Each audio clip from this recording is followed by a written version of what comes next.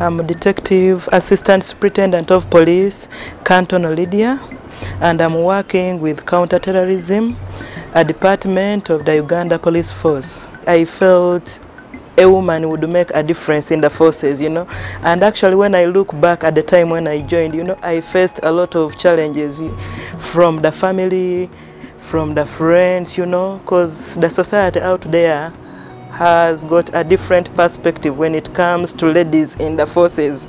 Actually, the time I went to Masindi, I didn't get any single penny from my parents.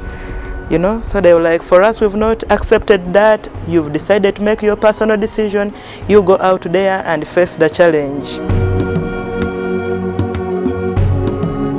The most challenging phase was the military phase, whereby, remember, they're expecting you as a woman to go through the same challenges as men. If you're supposed to jump over a wall, if a man has jumped over a wall, then you equal as a woman, you have to jump over a wall. Actually, I remember one time, when we had to go to Budongo Forest. It's one of the biggest forests in Masindi. We had to get there, actually we got there at around 2 in the night. Then we were expected to dig andaches. Those are like military holes for security where you're supposed to be to hide in case an enemy attacks and what have you.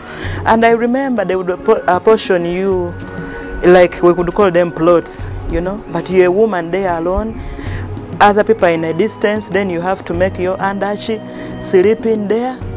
Each time I was in the andache, I couldn't imagine myself. I was like, me, Lydia, in a forest. Some of the tasks we hand are not really easy tasks.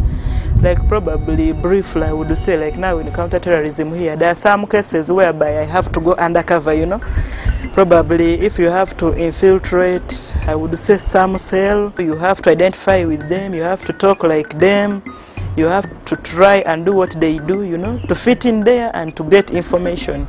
It's like any other career, it's like any other job, you know, and we are disciplined women, but at times it's hard to convince someone out there.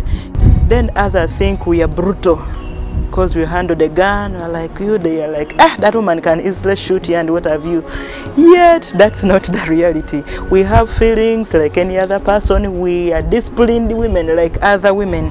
Personally, I keep on encouraging more women to come because we need them. Actually, women can make very good police officers if you didn't know, because women keep secrets, that's one.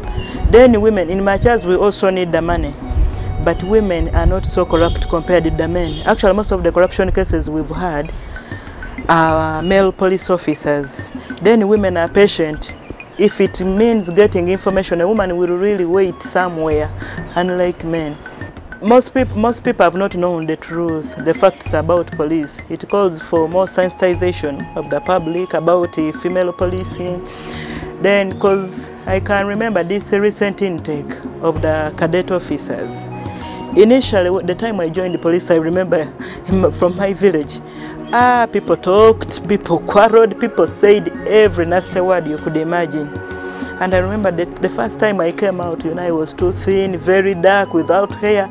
People made all sorts of comments, I remember. But later on, when they look at me, this time around when they were recruiting, every single family, they wanted their daughters to join the forces, those who had graduated, I remember.